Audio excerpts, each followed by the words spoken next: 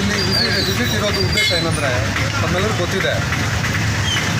28ನೇ ward ನಮ್ಮ Khaja Moinuddin social democratic party of ಇಂಡಿಯಾದ ನಗರಸಭೆ ಸದಸ್ಯರು ಈ ಕಾರ್ಯಗಳನ್ನು ಸಂಪೂರ್ಣಗೊಳಿಸಲಿದೆ. ತಮ್ಮೆಲ್ಲರಿಗೂ ಗೊತ್ತಿರಬೇಕು, ಈ ಒಂದು ಒಳ್ಳೆಯ ಕಾರ್ಯ ಸುಮಾರು 50 ಲಕ್ಷಗಳನ್ನು ವೆಚ್ಚದಲ್ಲಿ ಈ ಕಾರ್ಯಗಳನ್ನು ನಿರ್ವಹಿಸ್ತಿದ್ದಾರೆ.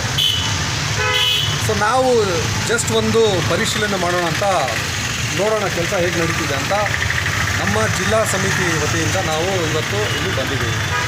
ಸೊ ಮೊದಲನೇದಾಗಿ ನಾನು ನಮ್ಮ ಖಾಜಾ ಮೊಯಿನುದ್ದೀನ್ SDPIಯ 28ನೇ ವಾರ್ಡಿನ ನಗರಸಭೆ ಸದಸ್ಯರು ಏನಿದ್ದಾರೆ ಅವರಿಗೆ ಅಭಿನಂದನೆಗಳನ್ನು ಸಲ್ಲಿಸ್ತೀನಿ.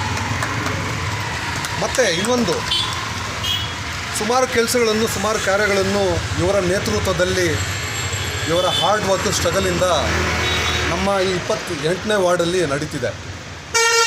ನನಗೆ ತುಂಬ ಖುಷಿ ಆಗ್ತಿದೆ. ಇವತ್ತು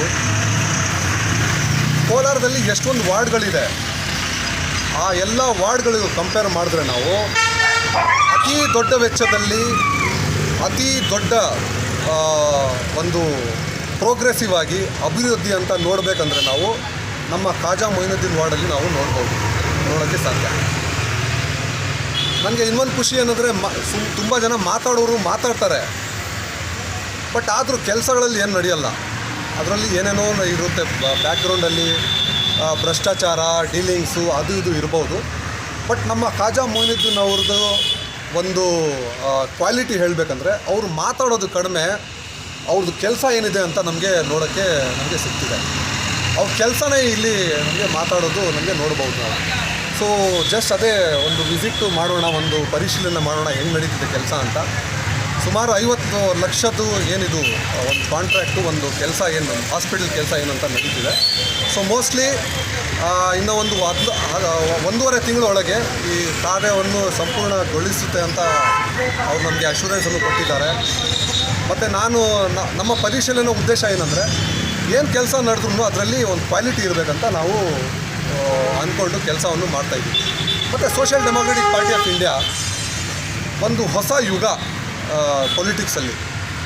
ಬೇರೆ ಪಕ್ಷದಿಂದ ನಮ್ಮದು ಉದ್ದೇಶ ಏನಂದರೆ, ಎಲ್ಲ ಕೆಲಸಗಳಲ್ಲಿ ಜನಗೋಸ್ಕರ, ಜನ ಸ್ವಾರ್ಥಗೋಸ್ಕರ, ಜನಪರ ಆಡಳಿತ, ಜನಪರ ಹೋರಾಟ, ಜನಪರ ರಾಜಕೀಯ ಅಂತ ಮಾಡಬೇಕಂತ ನಾವು ಉದ್ದೇಶ ಇಟ್ಕೊಂಡು ಈ ಪಾರ್ಟಿಯನ್ನು ನಾವು ಫೌಂಡೇಶನ್ ಮಾಡಿದ್ದೀವಿ. ಸೊ ಇಲ್ಲಿ ಬಂದಿದ್ದು ನಮ್ಮ ಕಾರ್ಯಕರ್ತರು ಎಲ್ಲರೂ ಅಷ್ಟೇ, ನಮ್ಮ ಮಾಧ್ಯಮ ಮಿತ್ರರು ಅಷ್ಟೇ ಮಾತಾಡೋಕ್ಕೆ ಅವಕಾಶ ಕೊಟ್ಟಿದ್ದು ನಮ್ಮ ಖಾಜಾ ಮೊಯಿನುದ್ದೀನ್ ಈ ವಾರ್ಡಿನ ನಗರಸಭೆ ಸದಸ್ಯರಾಗಿ ನಾನು ಅವ್ರಿಗೆ ಅಭಿನಂದನೆಯನ್ನು ಸಲ್ಲಿಸಿ ಮತ್ತು ಥ್ಯಾಂಕ್ಸನ್ನು ಹೇಳಿ ನಾನು ನನ್ನ ಮಾತನ್ನು ಮುಗಿಸ್ತೀನಿ.